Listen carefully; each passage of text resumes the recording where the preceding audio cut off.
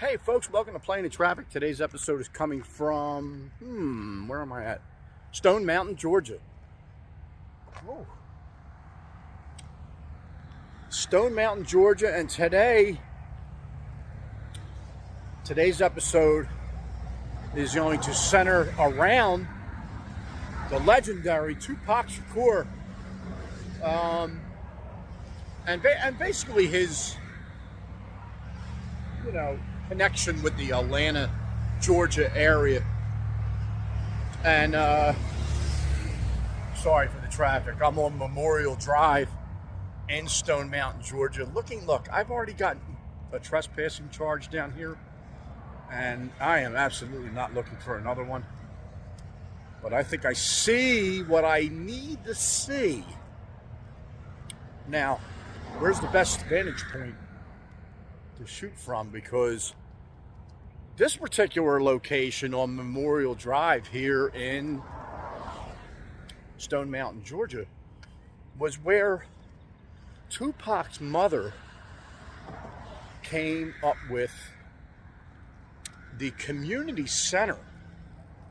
We're going to try this. We'll see. I don't know. We'll see. We'll see what happens.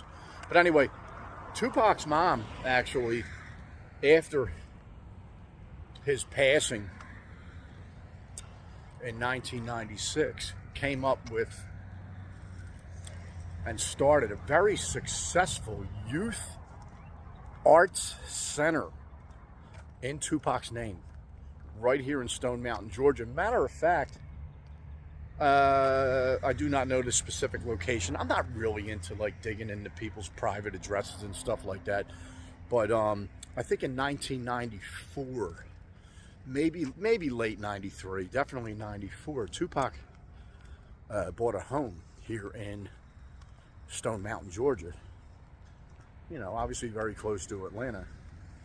And the whole purpose of that was he kind of was concerned about the safety of his family. And obviously he was right about that. And what ended up happening was his mother moved into that house along with family members. Apparently there's some footage of the home. There's footage of the home on YouTube.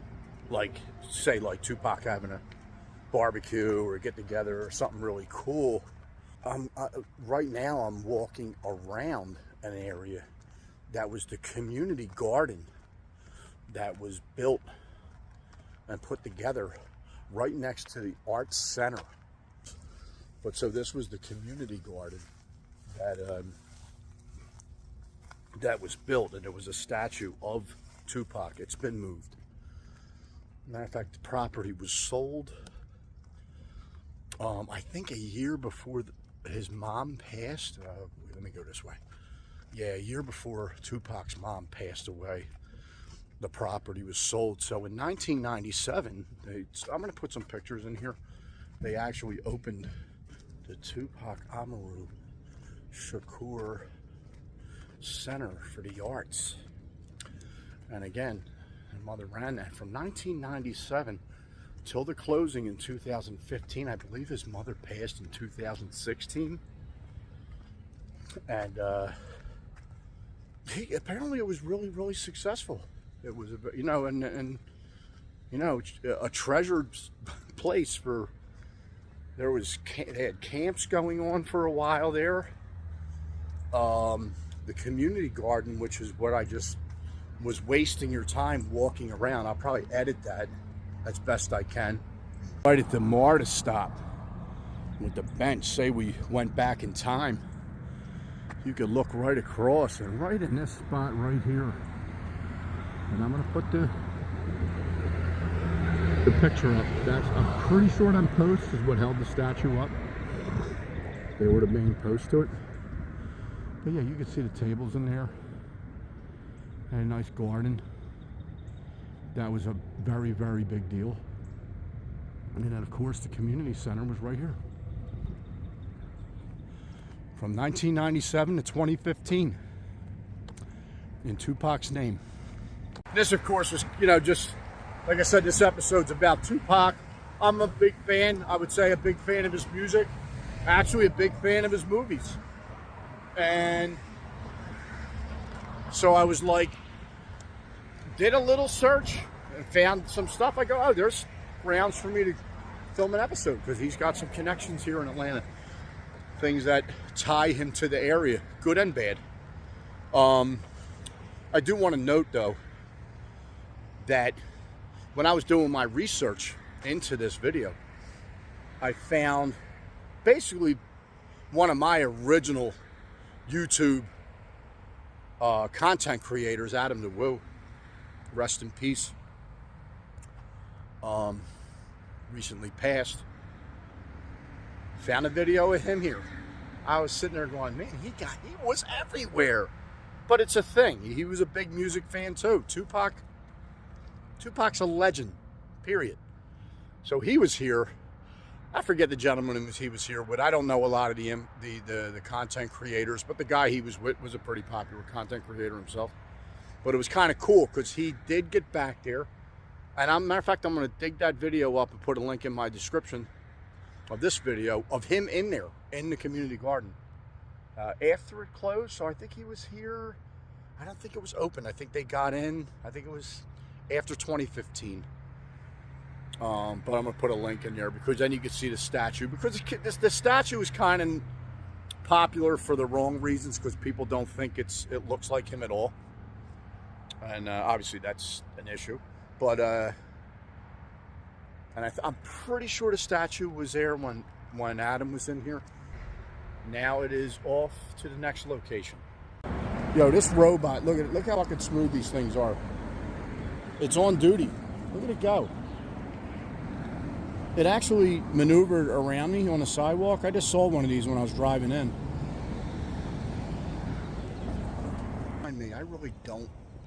I'm just getting accustomed to the technology. Oh, look at it, look at it. What are you doing now? Now it's turning again. What? Yo, that's wild. Is it because of the car that's there? But it's not. That's wild, dude. It's kind of just sitting there. Look at the guy looking at it. Yeah, he kind of loved it. Okay, so here we are, location number 2 in Atlanta itself, Midtown, or so they say. I don't know from experience, believe me. But right up ahead is 14th, right up here. That basically this light right here is Peachtree Northeast and 14th. And on the night of Halloween, 1993. Tupac had a show at Clark University, and after performing, basically all accounts was like another one of his spectacular gigs, he then came. This was his accommodations for the night right here. Apparently called the Starling. I think it was called the Sheraton then, but this hotel right here. So they're coming back here to hang out and celebrate another great concert and have a good time and blah blah blah, all that good stuff. Well, I don't know what direction his car was traveling, but they do mention that this intersection right up here of 14th and Peachtree. So yeah, given it a level of authenticity, I moved to here. So here we are, right here in Peachtree, Northeast. Not to be confused with Northwest. And 14th, look at these skyscrapers right here. What the heck? So, it's noted that that his car entered this intersection, I guess, looking to go to his hotel. And somewhere around here, there was a jam up of traffic. And Tupac got out of his, I don't know how long they were sitting and waiting, but he got out of his car to see what was going on and found a gentleman getting beaten up I'm gonna say it's in this vicinity right here. And it was a black male getting beaten up by 2 guys who were Caucasian. And Tupac was like, wait, what is going on here? And I guess one thing led to another. Guns were drawn. And the two white, I'm going to say Caucasian, white, whatever, like two white guys ended up, they were armed. A shootout ensued. And here, the two guys that were beating up, apparently what happened was, so there's a bar over here. God knows what it looked like. We're talking about 1993, Halloween night, 1993. So apparently the two, they were off-duty cops, and they were in the hotel bar here with, I guess, their dates or whatever, and came out and I guess walked across the street and got hit by a car. I have no, I don't know. I should probably look at the transcripts. I don't even know if they exist. Robot car again, yeah, of course. And yeah, a fight ensued between whoever they encountered crossing this street for whatever reason, and the backup traffic, because they were getting, apparently that driver was getting thumped in the street over here. By the time Tupac got out and kind of was like, yo, what the heck's going on? I don't know who drew guns first, but he had one. Those off-duty cops were both armed. He didn't know they were off-duty cops, or whoever they were. They were just beating up a guy, and he was like, look, this don't look right. So I think what it sounds like is that one of the gentlemen ended up using the butt of his gun and popped the windshield of the car that Tupac got out of. He ended up firing. Both of them guys got shot. Well, it was a international story, obviously a super national story, and when that went to court, and actually what ended up coming to be, the evidence actually proved that the two off-duty cops, one, they were drunk. Two, the guns they were possessing were guns that they got out of the police locker. So that, did they let the one guy resign, or he got fired? Yeah, Tupac got off, not guilty of any kind of anything. And, but it was like a major incident. But the thing is I think as a fan, or like people that know Tupac, it was like, it really showed the kind of guy he was to be around. Like, dude, why? Like, but that he stood on business. He did. I mean, you could tell moments in his life that were like, this dude's a real one. Now, he got out to protect that guy. That guy definitely was a key witness in the trial. And also there were other witnesses that say that they pulled that guy out of the car, and were, the two off-duty cops pulled him out of the car and started beating him up in the street.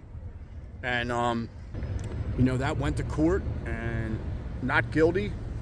Now the sad part about it is, for me, is after he got shot in Las Vegas and died, they end up going and filing a civil suit after he passed, that the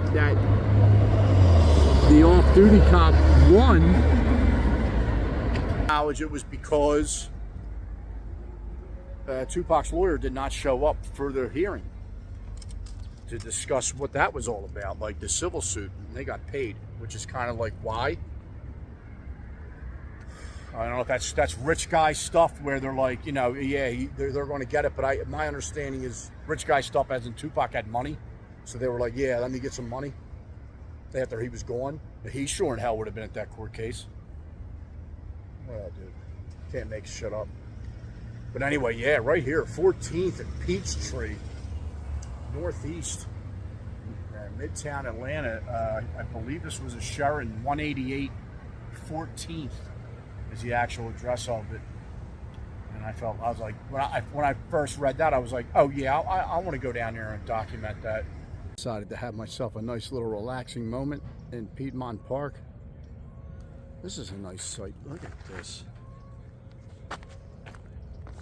This is a nice site right here.